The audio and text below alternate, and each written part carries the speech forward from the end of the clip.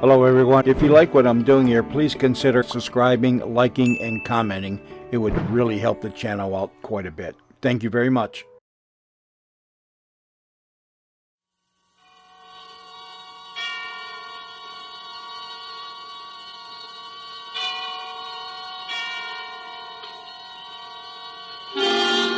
Suspense.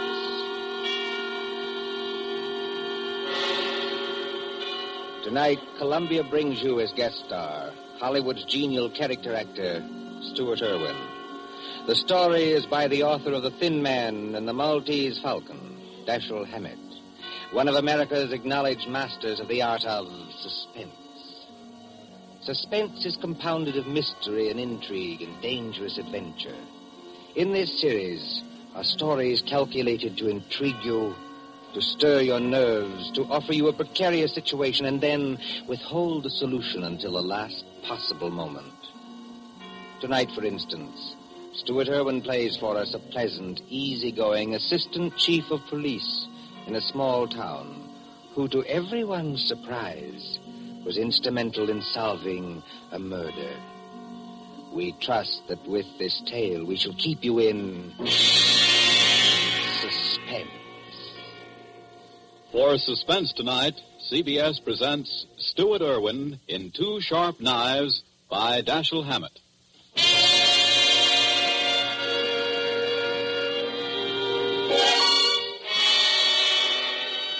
Shortly after 2 a.m., a poker game had just broken up at Ben Camberley's, the doctor coroner of Deerwood City.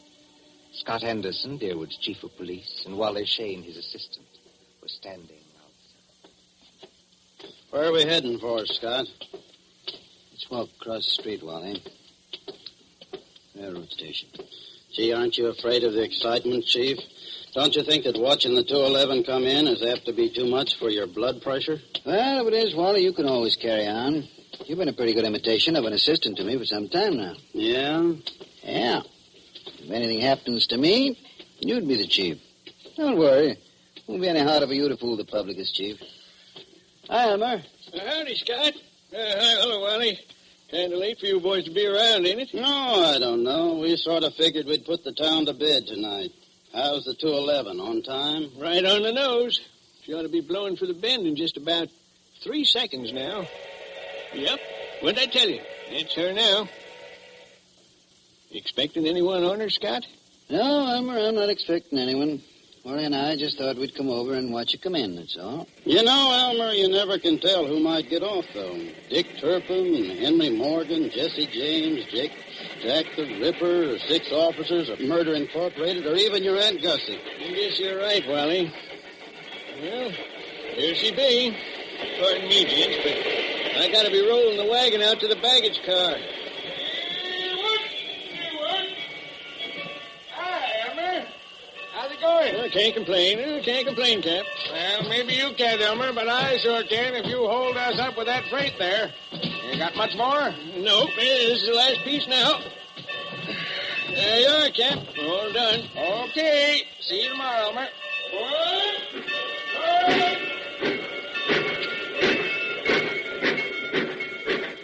Hey, Scott, do you see what I see?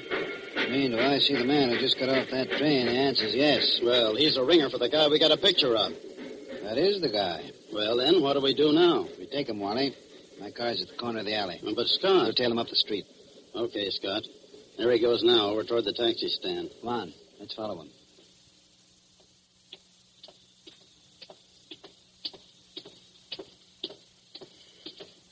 Hello, Furman. Huh?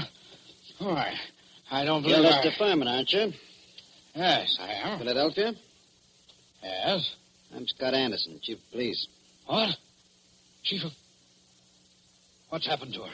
Happened to who? Oh, no, you don't. No? Let me go. Hold You on. think you can pull that sort of stuff with Okay, me? You're Scott, very let me much get a crack at that mug. No. Wait a minute. No. Wait a minute, Hold it, gentlemen. Wally. Well, Furman? Well, I'm sorry.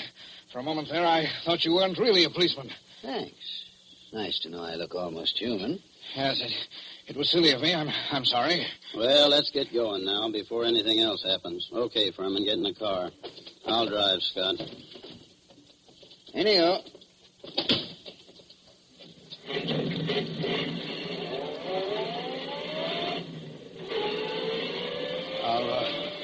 Are you taking me to police headquarters? That's right.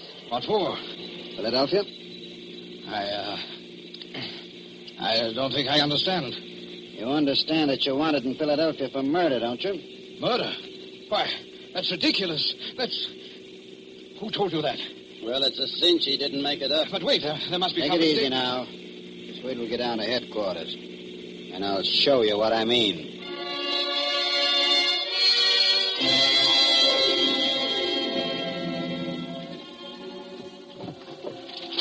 Now then, here's the circular on Lester Furman. It was sent out by the Transamerica Detective Agency in Philadelphia. Take a look at it. Oh, $1,500 reward for the arrest and conviction of Lester Furman, alias Lloyd Fields, alias J.D. Carpenter, for the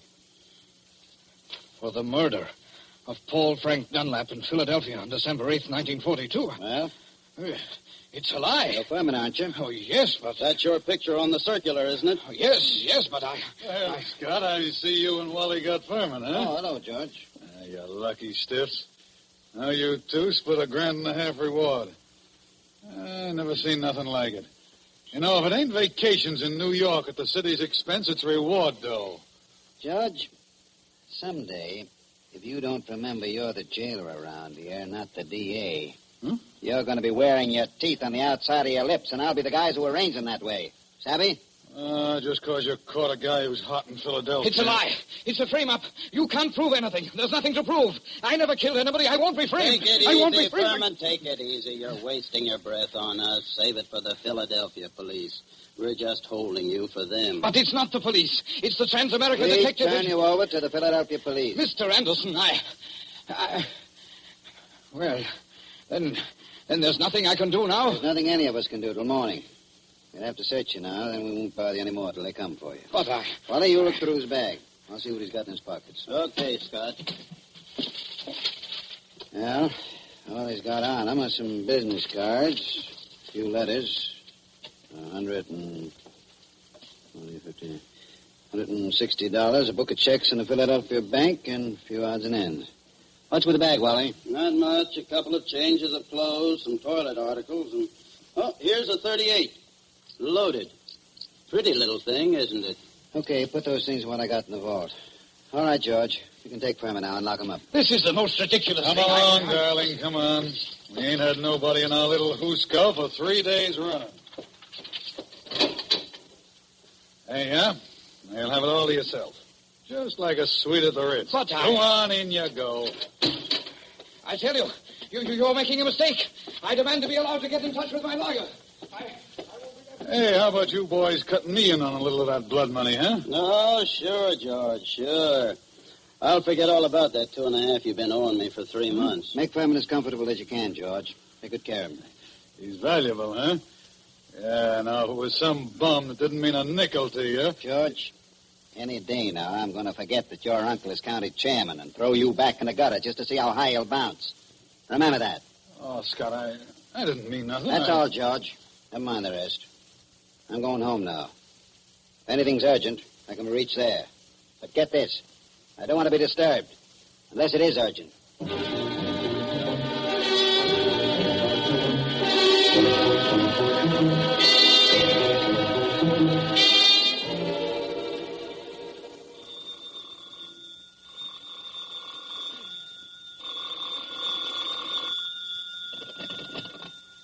Hello.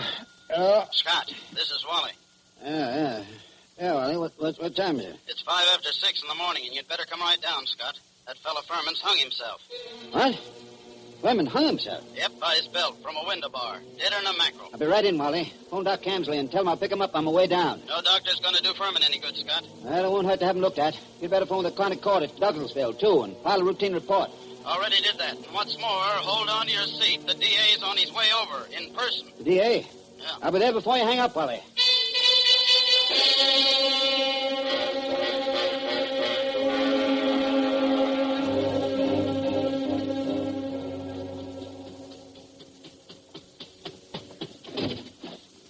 Come on in, Chief. Ted Carroll, the DA's here, and he's plenty hot under the collar. What's he burning about? Oh, he's just mad. Running up quite a phone bill on us, too. Been calling Philadelphia every couple of minutes since he got here. What kept you so long? I couldn't get the car started. Well, let's go in and see the old buzzard. Oh, Ted? Listen, Scott, what is all this? Oh, what? There's some funny business going on here. What's funny about it? Man hangs himself. Just another case of suicide. Sure, it was suicide. But I just telephoned Transamerica. Dug a guy out of bed there. And he said they'd never sent out circulars on Furman. Didn't know about any murder he was wanted for. All they could tell me about him was he used to be a client of theirs. You don't know what to say, Ted. I don't either. Oh, a fine chief of police you are. What on earth kept you so long? Car store. Came as quick as I could. Aren't you so crabby, Ted? Nothing. I guess it's just the district attorney and... Now, come, gentlemen. Nobody'd know you two are staunch admirers of each other. Okay, Wally. Tell me, what do you make of it? Well, there's plenty wrong, Scott. First, that Transamerica thing. They never sent out circulars about Furman. And now, get this. I talked to the Philly police just before you came in. There wasn't even any Paul Frank Dunlap murdered. There wasn't? No. What did you get out of Furman before you let him hang himself? But he was innocent. Didn't you grill him? Didn't you find out what he was doing in town? Wally, didn't you? What for? He admitted he was Furman. The description fitted him. The photograph was him.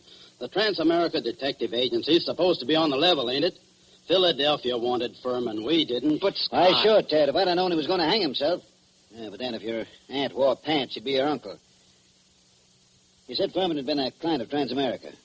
They tell you what the job they did for him was? His wife left him a couple of years ago, and he had them hunting for her for 5 or 6 months.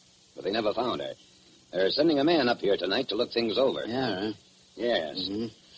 Well, I'm going out and grab a quick bite. But I might as well tell you, Scott, there's going to be trouble over this. I know that, Ted. There usually is when somebody dies in a jail cell.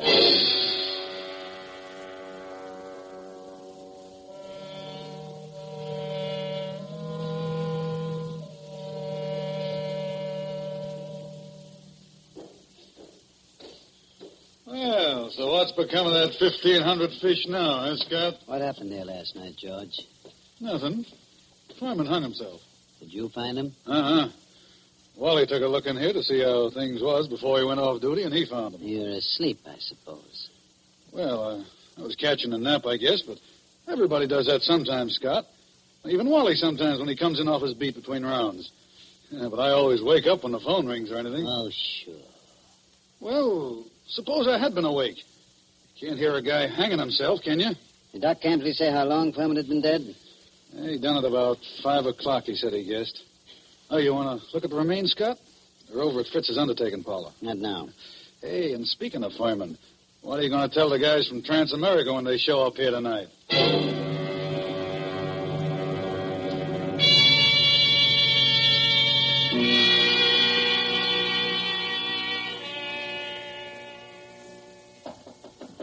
Come in.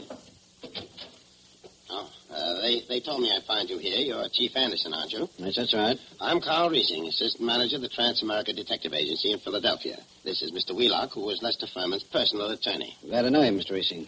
How do you do, Mr. Wheelock? How do you do?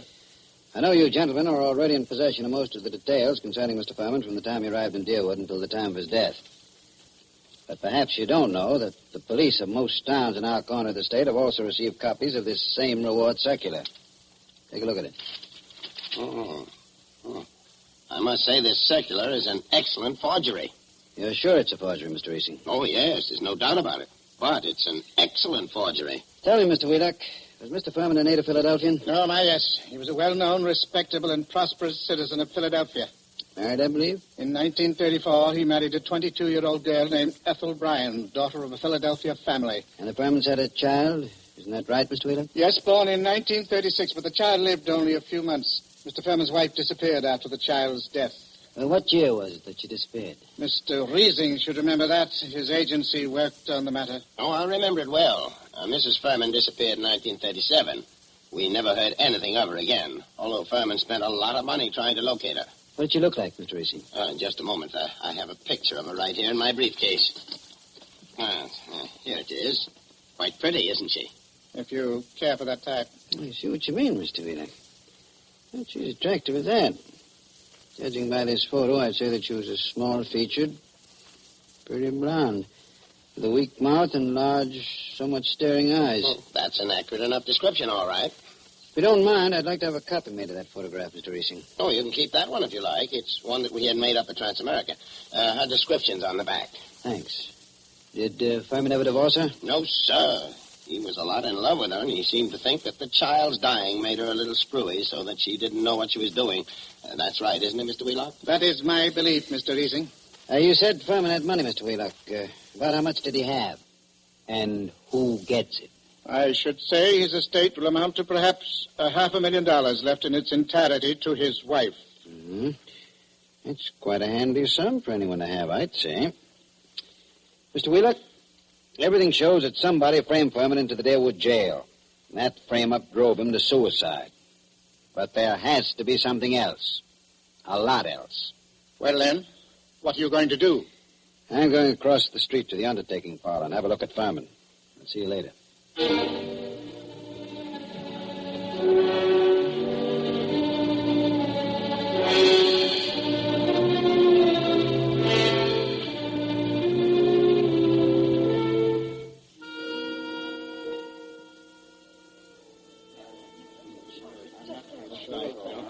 Hello, Doc. Hi, Scott. I figured you'd come over here to the undertaker's pretty soon.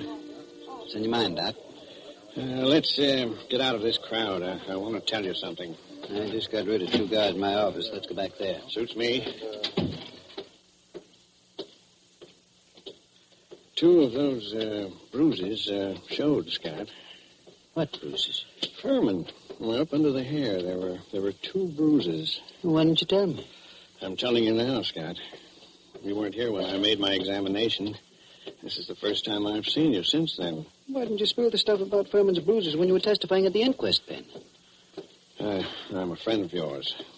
Do I want to put you in a spot where people can say you drove this champ to suicide by third-degreeing him too rough? You're nuts.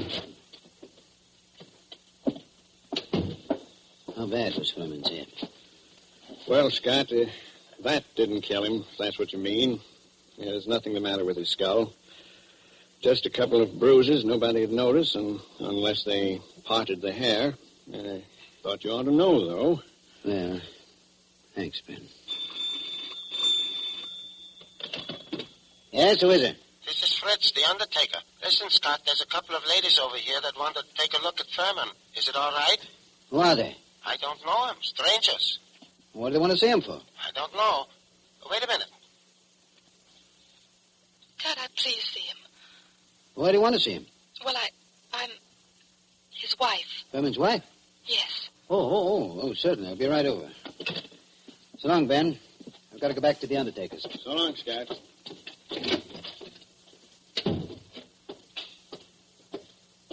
Hey, Scott. What do you want, Wally? I want to talk to you a minute. Over here where we won't be seen. Okay, what is it? A couple of dames came into Fritz's undertaking place just as I was leaving.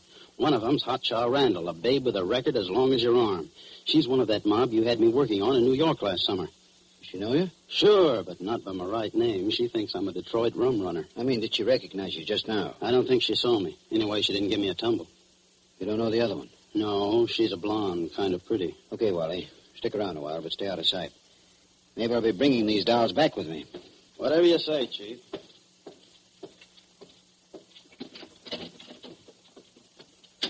Oh, there you are, Scott. I wondered when you were coming.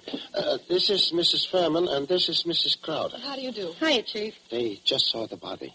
Mrs. Crowder, I thought your name was Randall. What do you care, Chief? I'm not hurting your town any. Don't call me Chief. You city slickers, I'm the town whittler. Thank you for letting me see him. It's all right, Mrs. Furman. But I'll have to ask you and your friends some questions. So if you'll just come across the street to headquarters, we'll get on with the routine.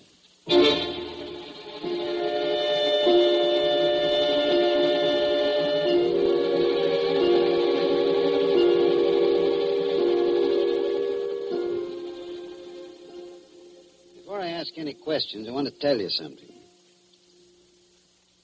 Mrs. Furman, your husband didn't commit suicide. He was murdered.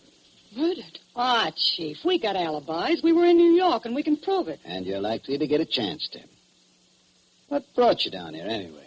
Murdered? Well, who's got a better right to come down here? She was still his wife, wasn't she? She's got a right to look out for her own interests, hasn't she? Mm-hmm. It reminds me of something. Excuse me a second. I've got to make a phone call in the next room.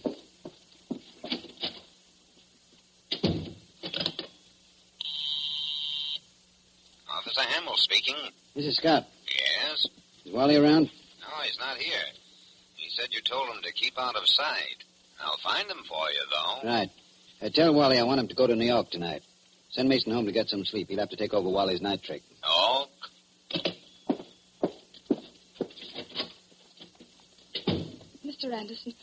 Mr. Anderson, do you think I had anything to do with with his death? I don't know, Mrs. Furman. I know he was killed. I also know he left you something like $500,000. Wow. Dollars? Dollars. All right, Chief. Let's stop clowning. The kid here didn't have a thing to do with whatever you think happened. No? No. We read about Lester Furman committing suicide in yesterday morning's paper, and about there being something funny about it. And I persuaded her she ought to come down to deal with Anderson. I wouldn't have done anything to hurt Lester. I left him because I wanted to leave him. I wouldn't have done anything to hurt him for money or anything else. Had I wanted money from him, I would only have had to ask him for it. That's the truth, Chief. For years I've been telling Ethel she was a chump not to tap him.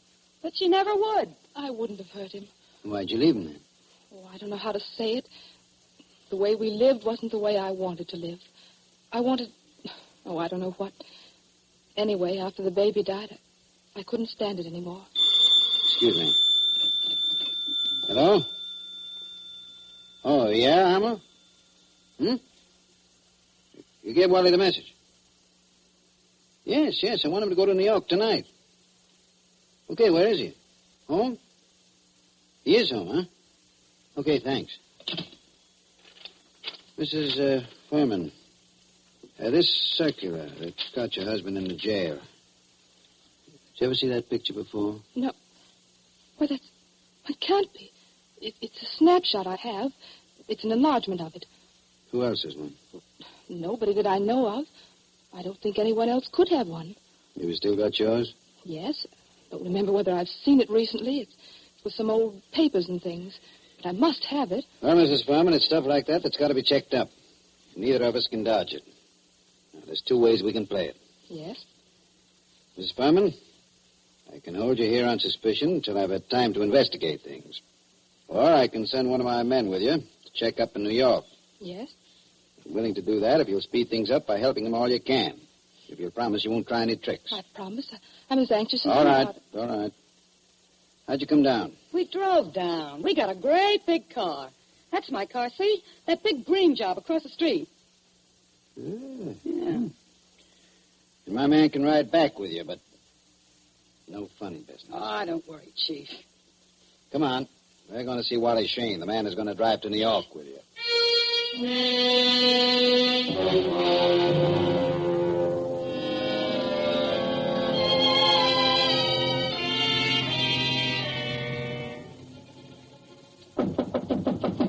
Wally? Who is it? Scott, Wally. Come in. Ladies first. Harry. Ethel. No, you don't. No, you don't. No use reaching with that gun, Wally. Already got you covered. I guess you win, Scott. Yeah, I guess I do. Come along back to headquarters with me like a good little boy. Wally, you're under arrest for murder.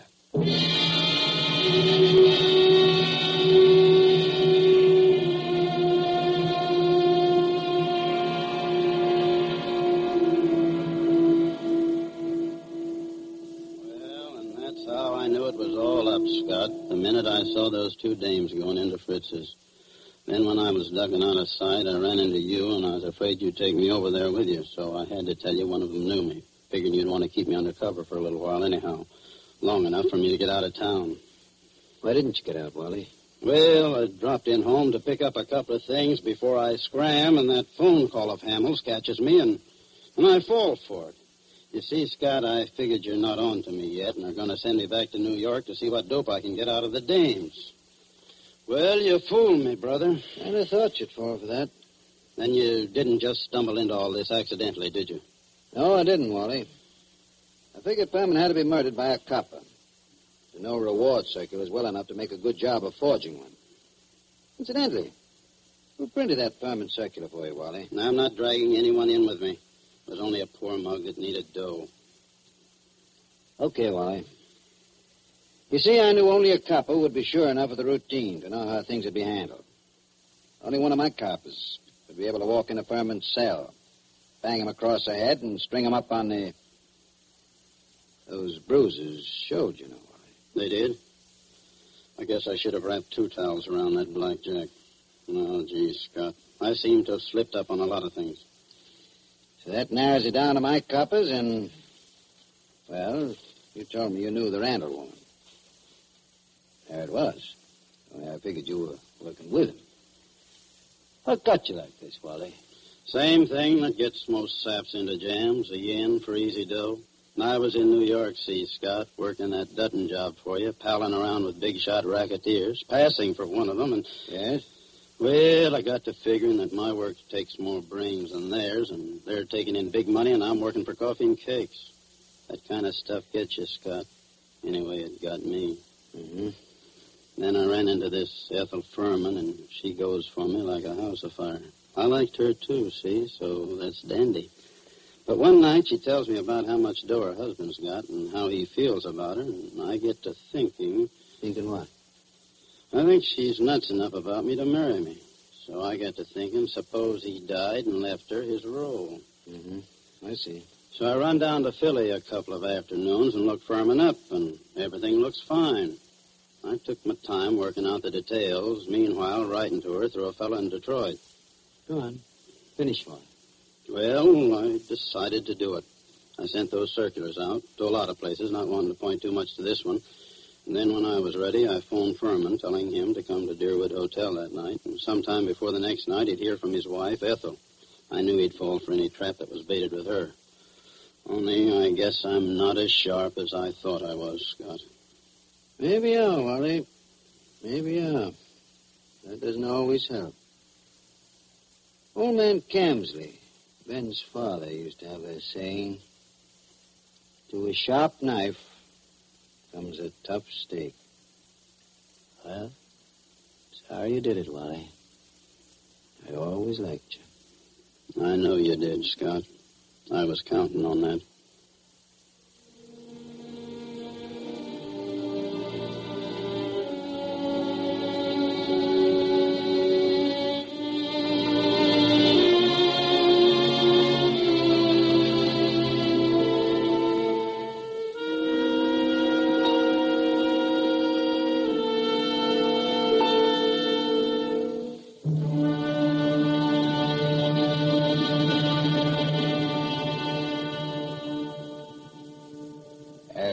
So ends Dashiell Hammett's 2 Sharp Knives, starring Stuart Irwin.